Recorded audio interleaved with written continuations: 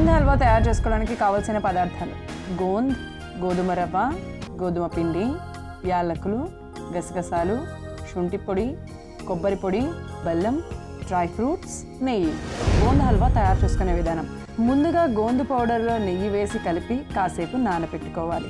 ఆ తర్వాత స్టవ్ వెలిగించి పాన్ పెట్టుకుని 1 కప్పు బెల్లం, పాకానికి సరిపడా నీళ్లు పోసి కలిపి మరిగించుకోవాలి.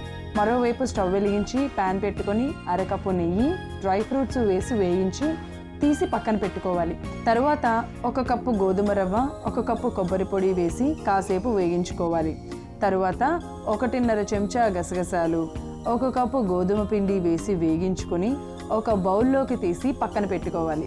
అదే ప్యాన్లో ముందుగా నెయ్యిలో నానబెట్టుకున్న గోందు మిశ్రమాన్ని వేసి కొద్దిగా వేగించుకోవాలి.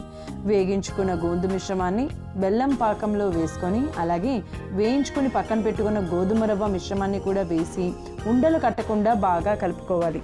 ఇప్పుడు 1/2 చెంచా యాలకుల పొడి, 1/2 చెంచా శుంఠి పొడి వేసి బాగా కలుపుకొని స్టవ్ ఆఫ్ చేసి మిశ్రమం ఒక బౌల్లోకి తీసుకొని వేయించుకున్న డ్రై ఫ్రూట్స్ని కూడా పైనుంచి వేసుకుంటే విటమిన్ డి డెఫిషియన్సీ సమస్యను తగ్గించే గోంద్ హల్వా రెడీ.